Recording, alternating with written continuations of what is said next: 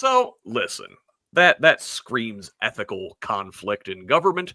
Let's talk about another raging ethical conflict in government, where this week we found that Indiana's Public Safety Secretary, Jennifer-Ruth Green, has resigned. So, this from the Capitol Chronicle.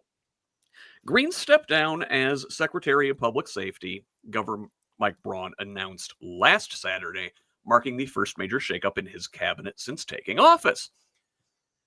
Braun said Indiana State Police Superintendent Anthony Scott will take on an expanded role as the new Secretary of Public Safety. And Green said in her statement resigning, quote, "Many thanks to Governor Braun for the honor of serving as Indiana's inaugural Secretary of Public Safety. I'm honored to have worked alongside so many great leaders around the state. Secretary Scott will do an amazing job in this position, and I look forward to watching his successes. I'm off to military duty. Always a privilege to wear the uniform, and I'm excited for the future." Now, Green's military service is not a deployment, but it's a routine National Guard duty expected to last 1 or 2 weeks. She has been a rising figure in Republican politics since her 2022 run for Congress in Indiana's 1st District, where she mounted a pretty competitive challenge to Democratic Representative Frank Mervan, losing by less than 5 points in a traditionally blue district.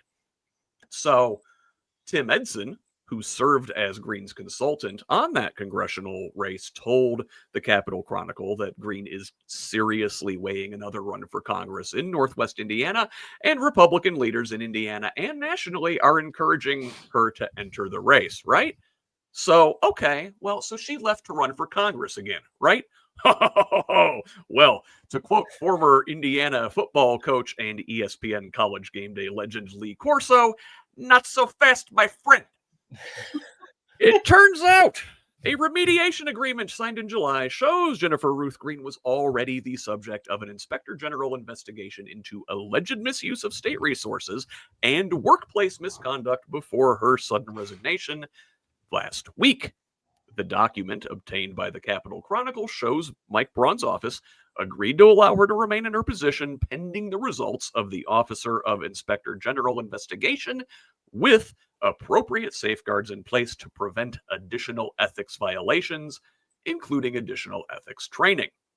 So, among the allegations against Green are, this is a list, claims that she used state vehicles and travel cards for personal and political purposes, and that she directed state employees to assist with those activities during work hours. Additional accusations center around inappropriate workplace conduct, ranging from conversations with employees about personal relationships, intimate subjects, or sexual activities, to uninvited touching of employees and retaliation. The agreement alleged Green used state vehicles and travel cards for personal events. Further, the agreement suggests that Green promoted her book and her brand, Battle-Proven Leadership, during state time or with state employees and resources. She was also accused of asking staff to perform personal errands, including driving family members and completing tasks at her residence. Excuse me. Kurt, Green was in office since like January, man. Right. She's been busy, no, dog? Mm-hmm. Yeah. I mean, I don't know what else I can add to this. You pretty much covered it. I mean, there you go. I mean, that's the sum of the whole story. So I know where she can get a job. She just needs to apply to the Trump administration. They'll take her in a minute. Absolutely. She'll be hired in a second. Well, I wanted to ask about that, Kurt. I mean, So listen, you know, this list is a mile long. I didn't even go through everything. Does she still have a future in Republican politics? Absolutely. She fits the mold. I mean, come on, let's face it. This is what they do. This is who they are, and it will be ignored and it will go away because she is a Republican. I mean, this is what happens. Corruption and making money off of their positions is, part of the thing nowadays. So, I mean, that's the norm. That's been accepted. We turn a blind eye to this, unless it's a Democrat that does it. And then the world comes crashing down on them. So, you know, this is, I mean, just like Chris Dee said, is she did all this in chomping at the 7 bit. I can see months, and this is what we know. My God, I mean, and I just want to say one thing about the DEI thing, that people that want to get rid of DEI because they want merit-based hires to be done. That's what DEI is. It's based on merit, on your ability, on your skills. Okay.